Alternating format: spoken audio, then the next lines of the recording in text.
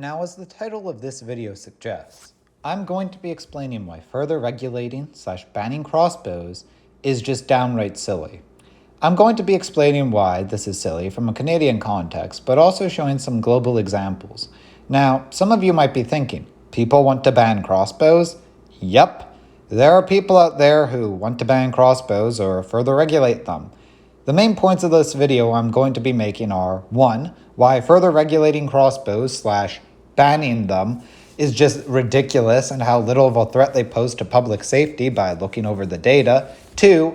How much a ban on or further regulating crossbows does more harm than good. 3. What should be done instead.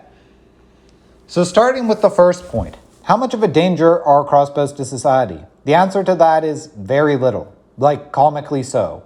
Try to look up how many people have died from a crossbow in Canada in the past 25 years. You won't find many. If I was being really liberal with my numbers, let's say even 5 people died from crossbows every year in Canada, not just from homicides either, but that would include suicides and accidents. So 5 deaths a year. Yeah, to put into perspective, more people die from being beaten to death in Canada than are killed by crossbows, if the 5 number is to be believed. If you disagree with that number, provide a source. Even in the UK, less than 10 people were reported to have died from crossbows in a 10-year period. The UK of all places. Japan had a whopping total of 32 instances over a period of 10 years. It wasn't even deaths either. It was literally just instances, which sadly they decided more regulation was necessary, but that's just Japan for you. The second point I have to say is how much damage a ban or further regulation on crossbows would bring in the case of Canada. If you were to go on a place like, say, Gunpost, you would find that there are, at the time of writing this, over 100 crossbows for sale on the private market. The cheapest priced one is going for $100, while the most expensive is $4,500. Let's say the average, though, is $600. Between 180 listings, that's, get this, $108,000. All that value is just now gone. That's just from the private market as well, and only a small part of it. Entire stores would be wiped out, such as random examples incoming: Woolston, Canadian Archery Supply, Canada Archery Online, Ontario Archery Supply, Shooter's Choice, and all those are just the tips of the iceberg. Literally, if you just counted those 5 stores, hundreds of thousands of dollars, if not well over $1 million worth of inventory would be lost.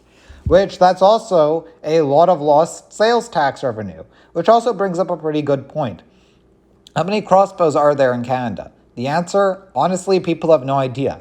Anywhere between hundreds of thousands, if not well over 1 million. But let's run through some numbers. Let's say there are only 100,000 crossbows in Canada, all with an average value of $500. That's $50 million gone, which might not seem like a big deal, but think about it like this. That is an average of 75 condos in Toronto. You could buy an 8-bedroom, 13-bathroom house in the bridle path and still have $25 million left over. Yeah, that kind of money should not be scoffed at as chump change. But that's the low-end estimate. Let's say now there are 500,000 crossbows in Canada with an average value of $500. That's $250 million. Do you know what $250 million can do? With $250 million, you can buy 600 Liverpool Road W and still have money left over. Look up that address. That's also on the bridle path. You could literally buy 115 acres of land that is just a little over an hour's drive from downtown Toronto and still be a multimillionaire. That's how much $250 million means. At the highest end of this estimate, let's say there are 1 million crossbows in Canada. All right? With an average price of $500, that would be $500 million. You could buy all 23 properties currently listed in the bridle path and still have money left over. That's how much $500 million means. That's how much money would just evaporate from the econ.